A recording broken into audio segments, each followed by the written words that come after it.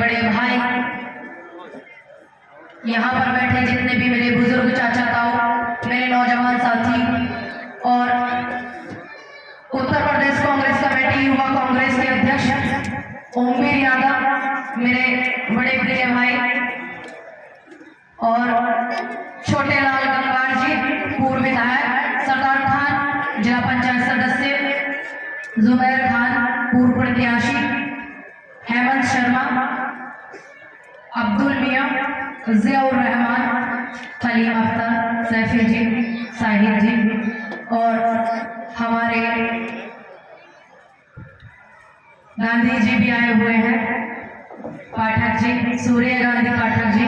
मैं उनका भी कांग्रेस के मंच पर और आम जनता के मंच पर आप सभी का स्वागत और हार्दिक अभिनंदन करती हूँ। और मैं स्वागत करती हूँ इस मंच पर, देश के सबसे बड़े मंच पर, जनता के मंच पर, जितने भी मेरे नौजवान साथी युवा आए हुए हैं, क्योंकि जवानी देश को बदलती है कि नहीं?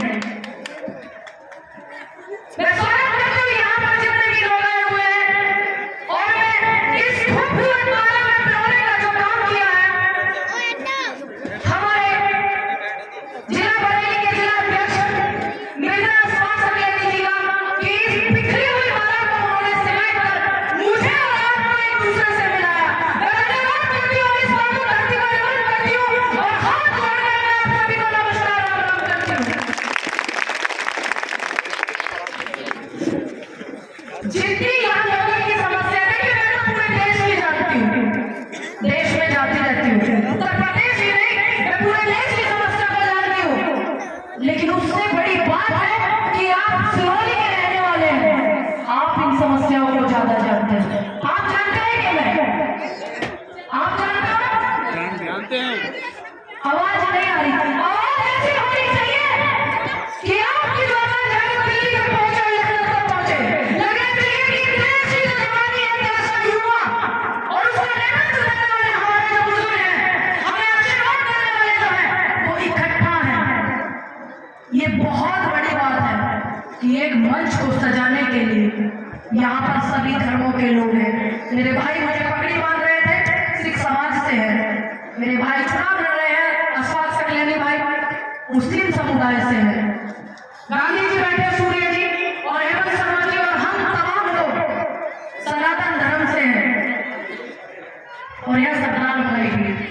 तो जब चार लोगों की ताकत को मिलकर एक मंच सजाया जाता है तो माहौल वो होता है जो किसान आंदोलन में हुआ था, देखा था क्या नहीं? सरदार लंगर लगा रहे और सनातन धर्म प्यार से खा रहे, सनातन धर्म भंडारा लगा रहे और सरदार जी प्यार से खा रहे, मुस्लिम समुदाय के लोग लंगर लगा के चाय पिला रहे और हमारा खा रहे। जिस देश में जब चार लोगों की ताकत मिल जाती है तो उसमें हमारी हार कभी होती नहीं है। अभी भाई मेरे बता रहे थे, ओमवीर भाई जी, कि मजबूरी होगी, मजबूरी कोई नहीं होती, बस आप भटके हुए हैं।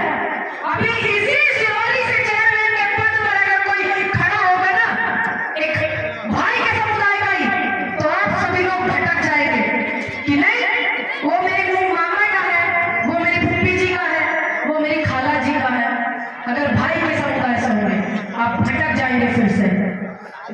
आप बस ये देखिए, यहाँ पर बहुत सारे मेरे बुजुर्ग आए हुए हैं जिनसे मैं भी सीख लेती हूँ कि देश को आजाद कराने में किस किस लोगों का योगदान है। उत्तर प्रदेश में औरैया में एक बेटी का बलात्कार हो जाता है, उसके शरीर को पुलिस खेल ले जाती है छीन करके। लखीमपुर में बेटियों के बलात्कार हो जाते हैं और फंदे पर उनको लटका दिया जाता है। ये आप सोचिए, देश की बेटी तो हमारी बेटी। कल मनीषा मालवीय का नंबर था, बहन मेरी है जिसकी आप सभी को पता ही है, तो कल ऐसा ना हो किसी मेरे जैसे नंबर आ जाए, कहीं आप में से कोई ना हो, हम में से कोई ना हो, तो हमें इस लड़ाई को कैसे लड़ना है, हमें इस लड़ाई को हर बात से परे रखते रखना है। 2014 के बाद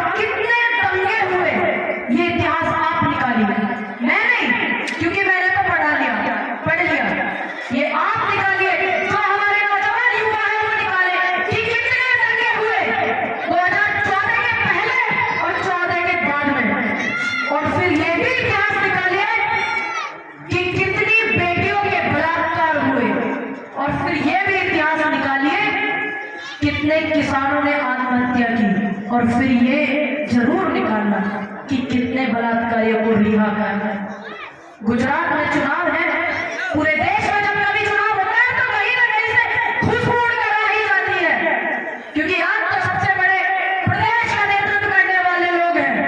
उत्तर प्रदेश सबसे बड़ा प्रदेश है आपका, कि जब एक बेटी के बलात्कारियों को रिहा कर दिया गया, बेटियों को तो पूजा जाता है, लेकिन यहाँ उल्टा है, सत्ताधारी लोग बलात्कारियों को पूजते हैं। ये बुजुर्ग मेरे बैठे हुए हैं, जब दिल्ली में आंदोलन चल रहा था तो आपकी बेटी और आपकी बहनें आंदोलन कर रही थी, रात के अंधेरे में उनको डंडों से पीटा जा रहा था। किसानों पर ये इतिहास है, लेकिन मैंने इतना इतिहास बदलते हुए नहीं देखा। उम्र कम है, तजुर्बा भी कम होगा, माफी चाहते हो किसी को कोई बात बुरी लगे, लेकिन इन 4 सालों में मैंने जितना पढ़ा है और देखा है, मैंने ऐसा इतिहास नहीं देखा। इतने निर्लज प्रधानमंत्री, मुख्यमंत्री, प्रवक्ता, जितना जमावड़ा लगा हुआ इनके मंत्रिमंडल में कि एक बेटी का बलात्कार हो जाए तो कोई बोलने के लिए तैयार नहीं होगा। मैंने नहीं देखा, आपने देखा है? हाँ, उन्होंने जवाब देखा। क्या आपने कभी ऐसा देखा इतिहास में? हाँ या ना?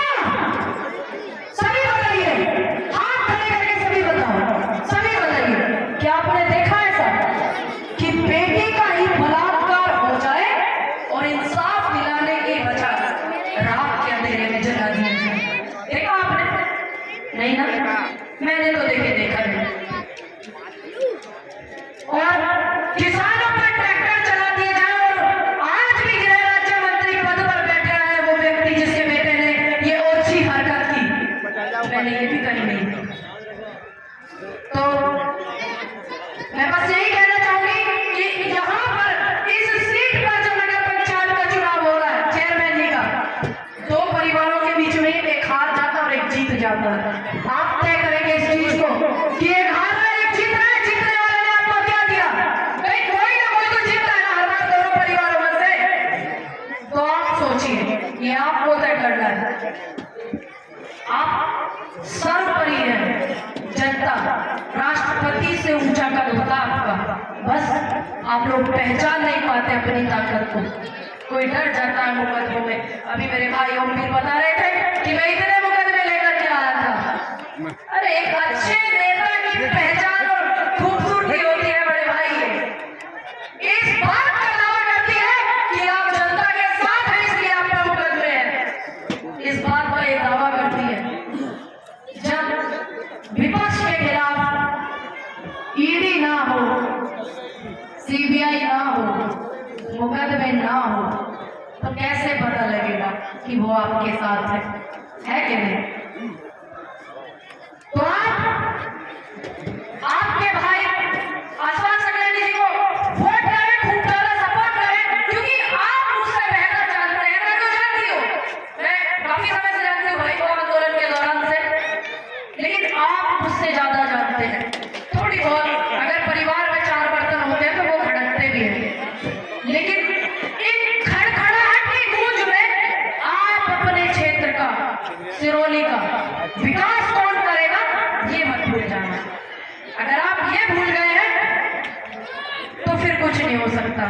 अभी भाई कह रहे थे क्या कर लेंगे फिर?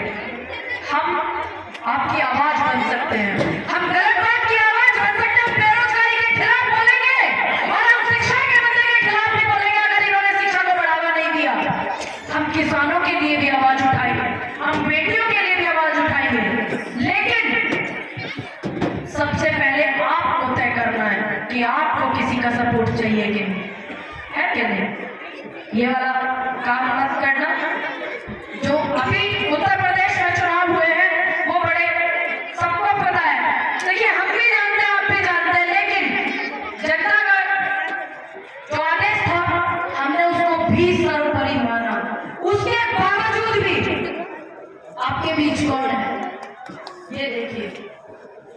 बेटियों के बलात्कार होते हैं तो खड़ी होती है कांग्रेस, बेटियों के बलात्कार होते हैं तो खड़ी होती है कांग्रेस, किसानों पर अत्याचार होते हैं तो खड़ी होती है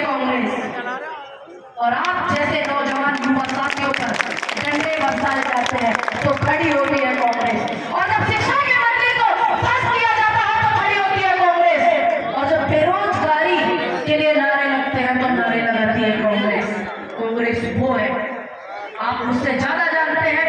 कांग्रेस सभी की विचारधारा है, सभी के खून की कड़े हैं कांग्रेस में। आप ये बाद में सोचना कि अशफाक अकेली यहाँ से चुनाव लड़ रहे हैं, पहले आप ये जरूर सोचना कि कांग्रेस ने देश के लिए क्या किया। कांग्रेस में आपके बुजुर्गों की मिट्टी भी लगी, खून भी लगा है। इस मिट्टी में हर रंग का खून है, चाहे वो बहन का हो, चाहे बेटी का हो, चाहे वो हिंदू का हो, चाहे वो मुसलमान का हो, चाहे वो ईसाइयों का हो, चाहे वो सिखों का हो। इस मिट्टी में हर खून रंगा हुआ है। आप सबसे पहले बस ये सोचना कि कांग्रेस चुनाव लड़ रही है, तो आपके लिए देखिए, मैं तो सनातन धर्म से आती हूँ, लेकिन मैं भारत के सनातन धर्म से आती हूँ, भारतीय जनता पार्टी के नहीं। मुझे कोई भी इस बात से तकलीफ नहीं कि ये लोग क्या बोलते हैं। देखिए, मुझे गर्व है कि मैं सनातन धर्म से आती हूँ, उससे बड़ा गर्व है कि मैं भारत के सनातन धर्म से आती हूँ, और उससे बड़ा गर्व ये है कि मेरा सनातन धर्म किसी धर्म का अपमान नहीं सिखाता। ये आपको समझना होगा, ये आपको भी समझना होगा, ये मुझे भी समझना होगा, और इन बातों से बड़े होकर हमें बातें करनी होगी उस समय की कि देश की आजादी के लिए शहीद आजम भगत सिंह, गली गफ्फार, चंद्रशेखर आजाद, महात्मा गांधी, शास्त्री जी, झांसी की रानी लक्ष्मीबाई, अशफाकुल्लाह खान जी जैसे लोगों ने अपना बलिदान दिया है इस देश की मिट्टी में। हमें और आपको ये समझना पड़ेगा।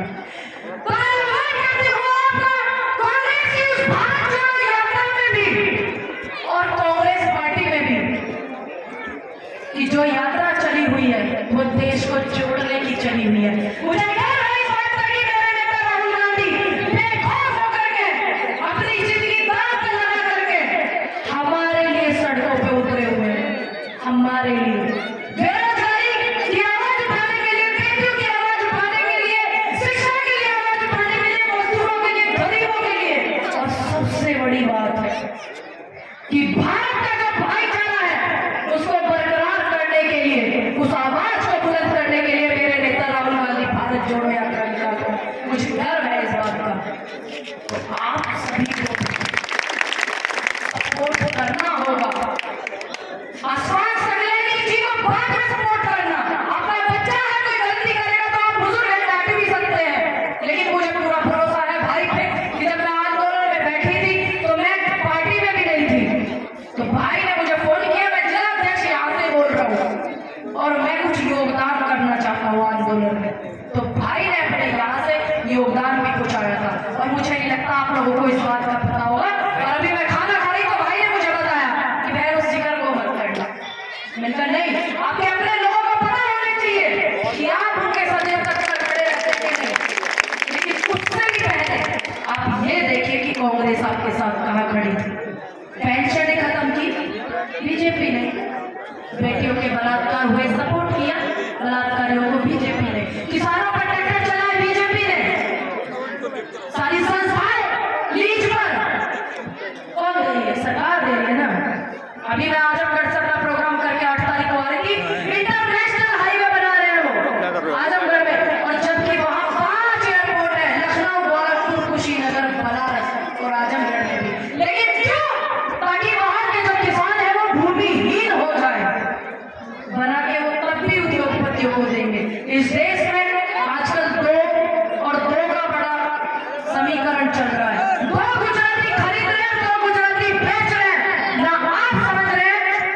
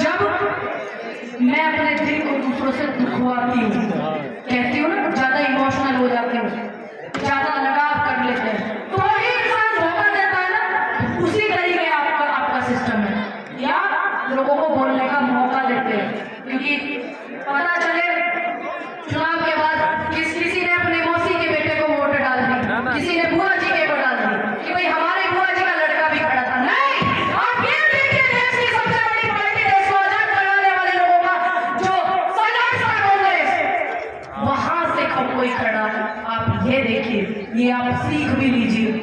आपने देखा ना भी पिछला चुनाव किस तरीके से बांट दिया गया बिरादरी में, धर्मवाद में। अगर आप ही को ये समझ नहीं आएगा तो मुझे नहीं लगता कि कुछ होगा। और आजकल जो चल रहा है ना, 4 लाइनें लिख करके लाई हूँ, अपनी कलम से लिख करके लाई हूँ।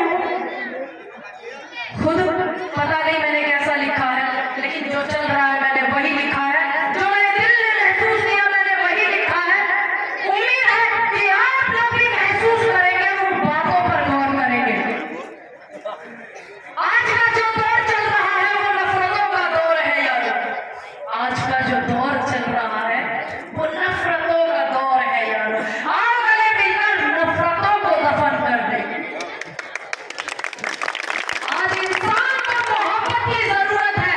दिलों में जगा लो नफरतों को, आओ मिलकर उसमें मोहब्बत भर दे। नफरतों का फैला वाला अंधेरा, आओ इसे मोहब्बत से सवेरा कर दे। जो आज का दौर चल रहा है वो नफरतों का दौर है। आओ गले मिलकर नफरतों को दफन कर दे। आओ गले मिलकर नफरतों को दफन कर दे। सुखाने नफरतों के सागर को, आओ मिलकर गंगा जमुनी तहजीब से इस सागर को भर दे। आओ मिलकर एक इतिहास रच दे।